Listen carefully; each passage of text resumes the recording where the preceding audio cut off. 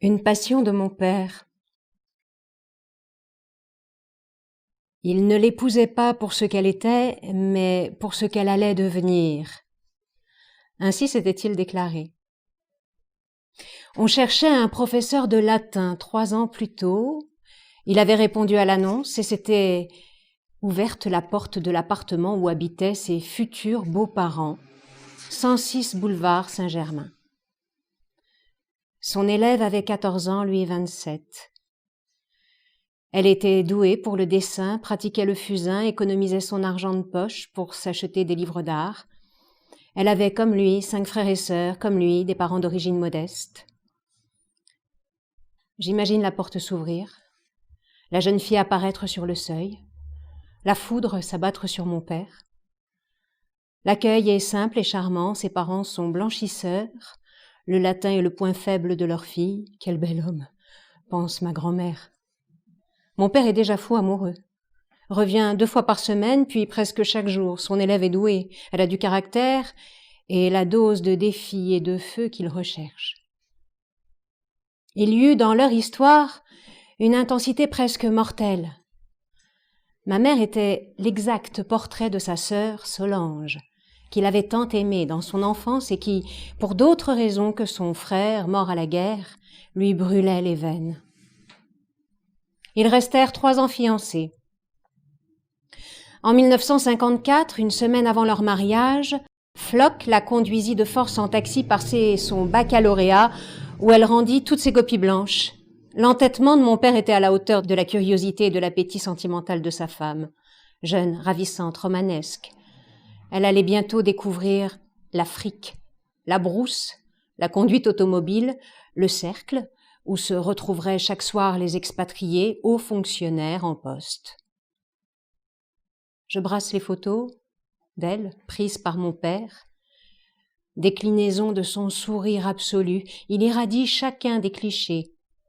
De Juan-les-Pins à la pointe de Galibier, de la villa africaine à l'appartement de Montrouge. Parfois, elle prend discrètement la pose, élégante et gracieuse. Le plus souvent, elle est d'un naturel éblouissant. À 14 ans, au moment de leur rencontre, elle a pourtant tout de la gamine ingrate. Elle a un visage flou, vaguement bouffi, les cheveux ondulés, très longs, retenus par une barrette derrière la tête. Elle est affligée d'une acné tenace, mais elle a les traits et la sensualité de Solange, figure adorée qu'il rêve de faire renaître. Il a l'air d'en savoir un bout sur la façon dont il va modeler son petit Rubens, surnom qu'il donne à sa jeune fiancée, et faire émerger la femme de son bloc de cheveux, de sa peau boutonneuse et trop grasse. L'ancienne vision de Solange qui guidait le choix de mon père intéressa irrésistiblement le désir de ma mère. Il y avait là une énigme, un fantôme de femme qui imposait son modèle, qui tenait, elle le sentait, depuis longtemps le cœur de son mari. Sur les photos, chacun de ses regards lancés vers l'objectif tente de lui ressembler. Elle coupe ses cheveux, se moule dans des robes taillées à la mesure de son nouveau rôle. À 17 ans, la jeune fille tient le bras de son époux, telle une élève modèle. C'est la Romy Schneider de Sissi, l'Audrey Hepburn de Sabrina et d'Ariane, canon féminin de l'époque, frimousse mutine, ballerine légère et répartie espiègle formatée par un patriarcat protecteur. Une fois marié, mon père continua de jouer son rôle de professeur. Il l'emmena à l'île du Levant, où tout le monde vivait nu, état qu'il appréciait beaucoup, auquel il désirait initier sa jeune épouse. Ma mère refusa de se baigner sans maillot, puis finit par se laisser convaincre. Se croyant seule sur la plage, elle se lance un matin et à peine sortie des flots, tombe sur un homme en pleine érection. De l'eau jusqu'aux genoux, il l'interpelle pour lui demander l'heure. Question très étrange, à laquelle ma mère, avisant la parfaite verticale, répond qu'il doit être midi. Une fois rapportée, cette réplique d'ingénu fit n'ôte plus beaucoup à mon père. Il crut ainsi avoir réussi à faire naître son Eliza Doolittle, héroïne de My Fair Lady. Cette espèce d'effronté chapeauté par son Pygmalion qui accepte de se laisser conduire jusqu'à la rébellion. Ce fut ensuite le départ en Afrique, épopée coloniale, où plus rien ne serait comme avant. Mon père avait 30 ans. Une ambition à la mesure d'une force de travail et d'une droiture qui lui valurent l'estime immédiate de ses collègues. Il prit ses fonctions au tribunal de Fort-Lamy, l'actuelle N'Djamena, capitale du Tchad. Et on lui donna une grande villa blanche où il s'installa avec sa femme. De l'album africain émerge une photo de ma mère en train de nager dans la piscine, son corps enveloppé par le scintillement de l'eau irradiée de soleil.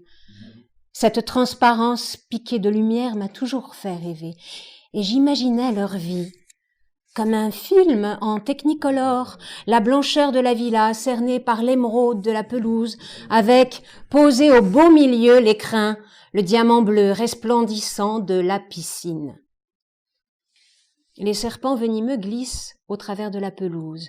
Ils muent, abandonnent leur peau morte et blanchâtre qu'on retrouve jusque dans les chambres. Sur une autre photo, ma mère prend son petit déjeuner près de son lit dans un peignoir en dentelle blanche. Son profil perdu dans l'immense moustiquaire. À ses pieds gît le serpent qu'un des boys vient de tuer. Ma mère, qui ne pouvait pas s'empêcher d'y revenir, me racontait souvent ces histoires de serpents, évocations dangereuses qui suscitaient en moi une répulsion mêlée d'épouvante, dans laquelle se glissait un drôle de plaisir qui me poussait à vouloir les entendre. Dans ma tête, les serpents tuaient mais ne mouraient jamais.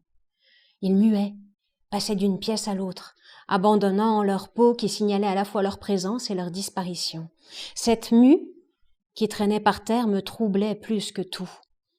Ils pouvaient surgir, on ne savait jamais d'où.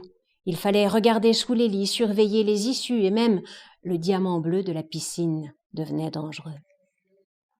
Un jour, la fille d'un des voisins, médecin de brousse, cueillit une banane et se fit mordre entre deux phalanges par un minuscule serpent noir.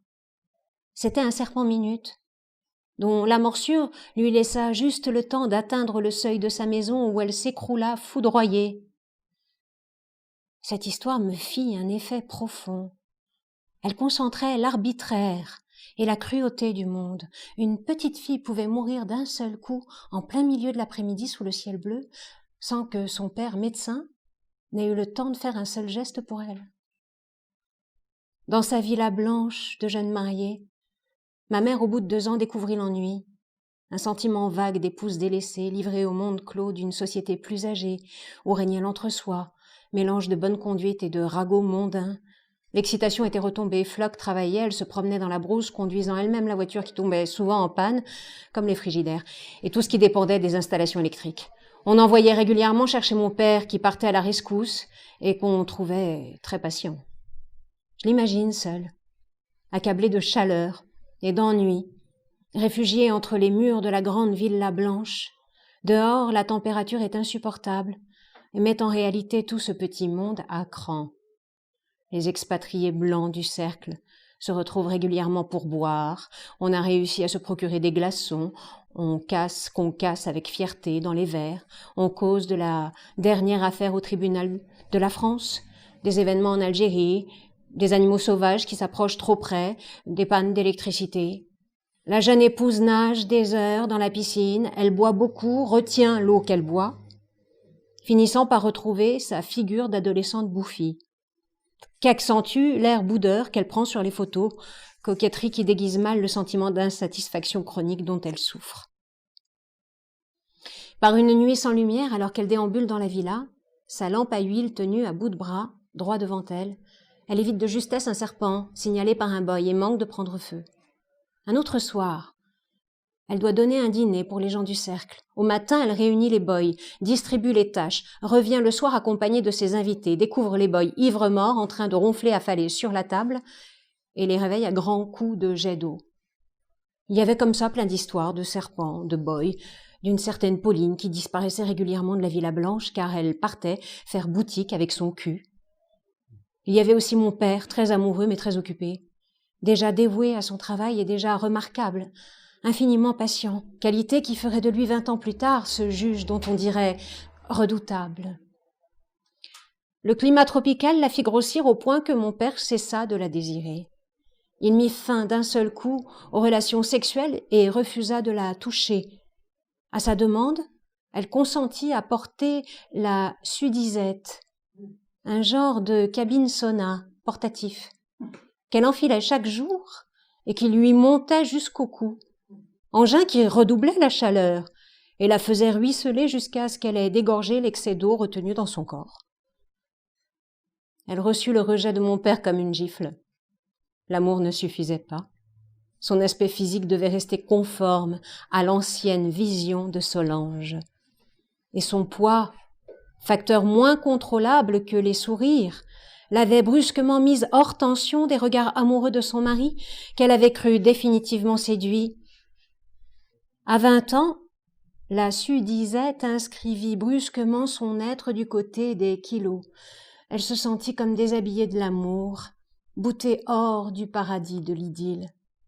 Elle supporta la disgrâce, déclencha une crise d'appendicite et fondit d'un seul coup. Redevenue mince, elle dédaigna mon père, qui la regardait de nouveau. Cheveux noirs et courts, elle sourit devant l'objectif. Elle vient de rencontrer son amant. Son regard est devenu plus profond. Elle a de l'assurance, presque de la distance.